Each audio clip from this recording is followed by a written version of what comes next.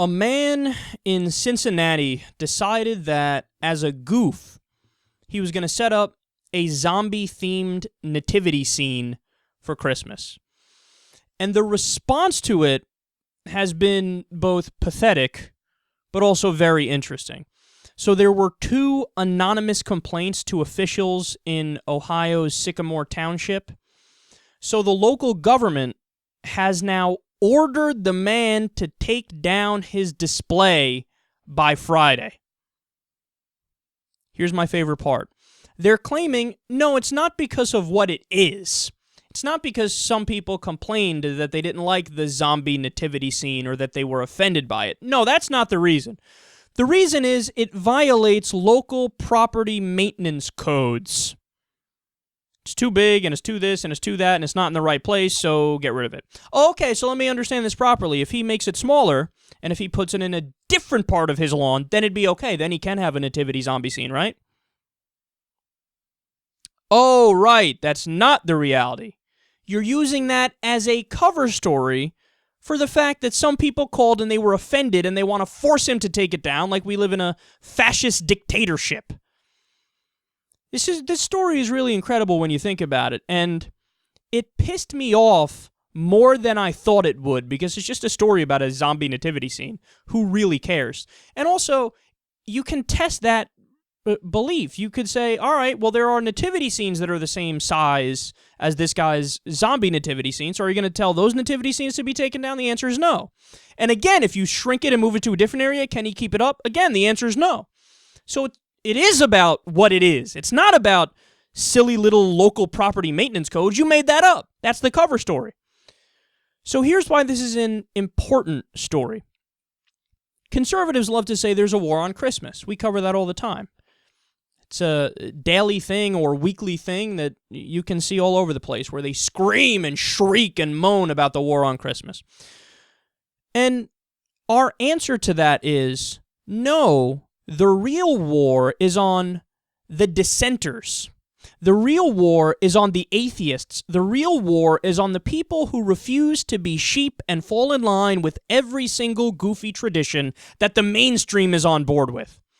You're not even allowed to have a little fun with the holiday in your own way now because it might offend a Christian. You can't put a zombie nativity scene up because somebody might say, I'm offended by it, even though it's on your property in a supposed free country. So where are the conservatives today? That's my question. Where are the conservatives today standing up for liberty? Where are the conservatives today standing up for the First Amendment? Freedom of speech, freedom of expression. Where are the conservatives today saying, hey, big government, hands off this guy, let him do on his property whatever he wants to do on his property? No, they're hypocrites, these people. They're hypocrites. Their idea of freedom, their idea of liberty is a Christian theocracy that they shove down our throats. That's their idea of freedom. Now understand, if the situation were reversed, I would be the first one out here defending nativity scenes. If they went up to a devout Christian's house or anybody's house, and they said, on your own private property, I'm going to force you to take down your nativity scene, I would be the first one out here saying, absolutely not. We don't live in a fascist country. They could do whatever they want on their own property. This isn't a question. They could put up a statue of a Teletubby for all I care. This is a free country. They can paint the side of their house neon pink. I don't give a shit. It's their property. It's their decision. It's called freedom. So if they take down real nativity scenes, I'll be the first one to defend it. But when they come for the goofs on nativity scenes, and they come for the atheist nativity scenes, and they come for the jokester nativity scenes, I don't hear the Christians and the conservatives screaming about liberty and protecting our rights. There's your real discrimination in America. Christians always scream about how they're discriminated against. Please. Christians are 76% of the population in America. Over 90%, in fact, it's 93% of the American people celebrate Christmas. And these guys are to tell us that we are discriminating against them? You've seen the polls. The American people are more likely to vote for a gay, pot-smoking philanderer than they are for an atheist. There's 7 states in America where it's still on the state books that atheists are not allowed to run for office. Now, thankfully, those are invalidated laws because the Supreme Court has ruled and the Constitution is clear that you can't have a religious test for office. So they, on a federal level, they have to be allowed to run for office. But nonetheless, the fact that those ordinances are still on the books says a lot about the mindset of people in America. You know, it just occurred to me today. Like, there are times where if you asked me, hey, have you ever experienced discrimination as somebody who's a self-described agnostic atheist and secular humanist? Have you ever experienced discrimination? I may have answered no, but when I really stop and reflect on it, there are a couple of occasions where I think I may have experienced discrimination. One of them maybe not, because you could argue it's specifically part of the religious tradition, so they don't have to let in a secular person. I'm talking about being a godfather to my nephew.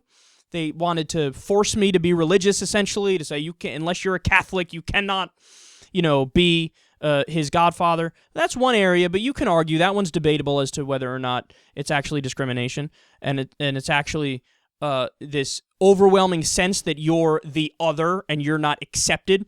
But then I realized that whenever I'm in public and whenever I'm in the company of people who I know would disagree on many things, people who are more Republican and who are more elitist and who are more old school, when I'm around those people and somebody asks me and brings up the issue of religion or brings up the issue of atheism, you feel the pressure in the room. Now, you could argue, Kyle, that's just in your mind. Is it in my mind, though? Is it just in my mind when you have an overwhelming consensus of everybody around you that they think the sky is orange, and I come out and say the sky is fucking blue? When you have all those eyes staring at you and that feeling in the room of, oh, you're the other, we don't have anything in common, go away. Is that not discrimination? And you see that manifests itself in substantive ways throughout the community in America. From the poll numbers that say people don't like atheists in America, to the fact that in those 7 states, you're not allowed to run for office at the state level, the fact that that's still on the books. I mean, these are real, serious, substantive problems. Flip it. Imagine if it said in some states, Christians can't run for office. Everybody in the country would flip out and try to protect Christians and say, they have a right. What are you talking about? When it's atheists, shh, nobody's saying anything. Imagine if it said black people or Jews can't run for office. Everybody would say, what the fuck? 7 states say that? That's insanity. But when it's atheists, I don't hear anybody grandstanding in Congress about how this is discrimination. We are the ones who truly have a war on us, not you, Christians, and this proves it. Thank you very much.